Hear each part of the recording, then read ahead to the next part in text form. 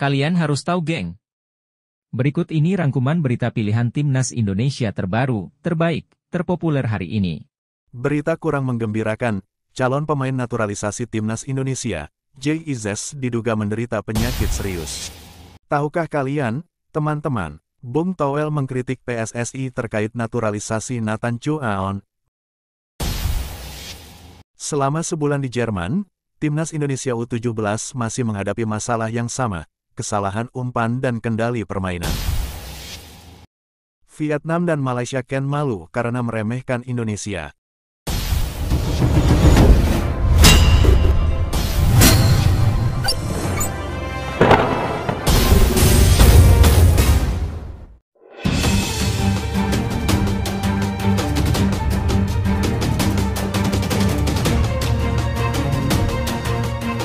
Berita kurang menggembirakan, calon pemain naturalisasi Timnas Indonesia, Jay Izzes diduga menderita penyakit serius. Kabar yang kurang menggembirakan datang bagi calon pemain naturalisasi Timnas Indonesia yang berasal dari klub Serie B Venezia FC, yaitu Jay Izzes. Venezia FC telah mengumumkan bahwa Jay Izzes didiagnosis mengalami trombosis vena dengan mikroemboli paru. Venezia FC mengumumkan bahwa Jay Izzes mengidap trombosis vena dengan mikroemboli paru, demikian pengumuman resmi dari Venezia FC melalui situs mereka. Staf medis dari Venezia FC telah segera mengambil tindakan medis yang diperlukan untuk memberikan penanganan yang tepat kepada Jay Izzes. Pihak staf medis telah melakukan tindakan yang cepat untuk mendiagnosis dan memberikan terapi yang sesuai, begitu pernyataan resmi klub tersebut. Trombosis vena adalah kondisi di mana terjadi pembentukan gumpalan darah di dalam vena, biasanya terjadi pada ekstremitas bawah. Sementara emboli paru, terjadi ketika sebagian gumpalan darah dari trombosis vena pecah dan beralih ke paru-paru, yang bisa membahayakan nyawa. Namun, terdapat berita baik bahwa Jay Izzes telah keluar dari rumah sakit dan kondisinya secara bertahap membaik. Meskipun demikian, proses pemulihannya akan memerlukan waktu agar ia dapat kembali ke kondisi yang memungkinkan untuk bergabung kembali dengan tim dan berkompetisi. Waktu pemulihannya dan kemungkinan kembalinya ke aktivitas kompetitif akan ditentukan berdasarkan hasil pemeriksaan medis dan evaluasi kesehatan selanjutnya, begitu pernyataan penutup. Tahukah kalian, teman-teman, Bung Toel mengkritik PSSI terkait naturalisasi Nathan Chu Aon, menyentuh kualitas bek Timnas Indonesia.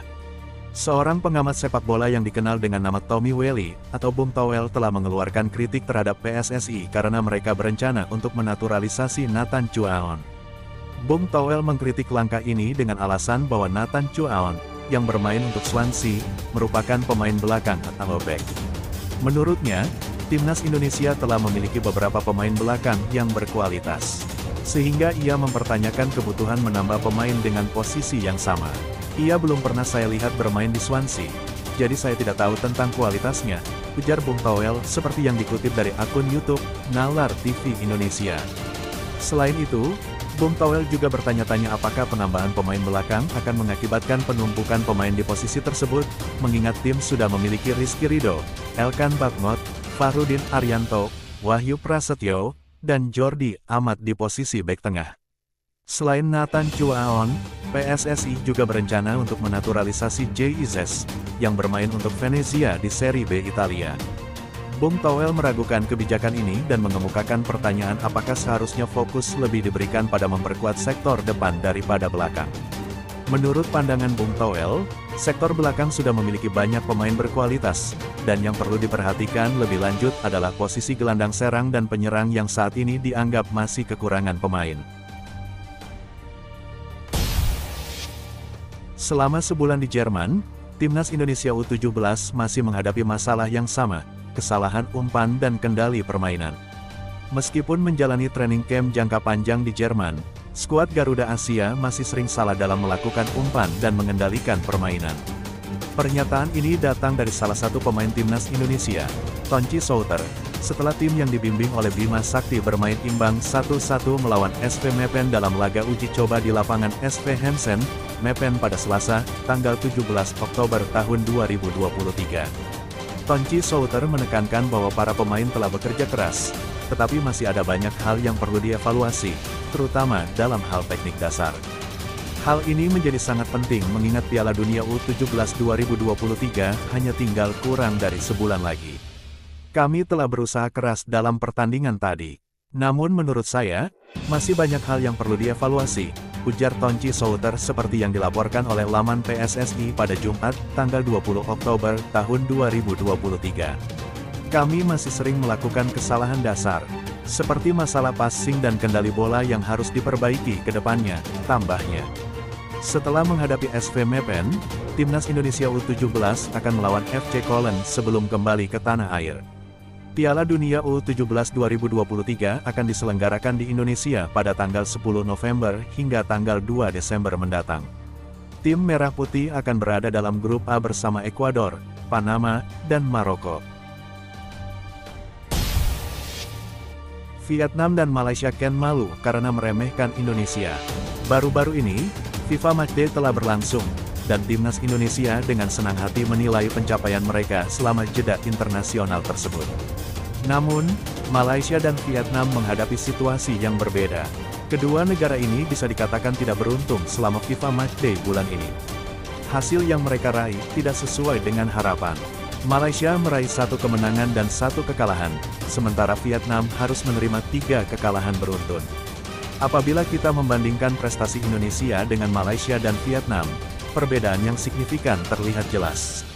Kita harus mengakui bahwa lawan yang dihadapi oleh Malaysia dan Vietnam memiliki tingkat kualitas yang lebih tinggi. Malaysia berhadapan dengan India dan Tajikistan, sedangkan Vietnam menghadapi China, Uzbekistan, dan Korea Selatan. Dalam situasi kurang menguntungkan bagi Malaysia dan Vietnam, muncul pertanyaan di kalangan publik mengenai perlakuan kedua negara ini terhadap Timnas Indonesia. Terlihat bahwa keduanya tampaknya kurang menghargai keberadaan Indonesia, sebagaimana terlihat dari beberapa tindakan mereka. Malaysia baru-baru ini menjadi tuan rumah Pesta Bola Merdeka 2023 yang seharusnya melibatkan beberapa negara. Namun, Malaysia dengan terang-terangan tidak mengundang Indonesia dalam acara tersebut. Satu-satunya negara Asia Tenggara yang diundang adalah Thailand, dengan alasan peringkat mereka yang lebih tinggi. Selain Thailand, beberapa negara lain seperti India, Palestina, dan Tajikistan juga diundang. Secara peringkat, negara-negara ini berada di atas Malaysia. Namun, kenyataannya Malaysia justru kalah oleh Tajikistan dengan skor 2-0 dalam pertandingan final. Hasil tersebut membuat Kim Pan-gon, pelatih Malaysia, harus meminta maaf dan mempertanggungjawabkan sikap meremehkan Tajikistan. Ia menyampaikan permintaan maaf melalui media Malaysia Makan Bola dan membela para pemain Malaysia.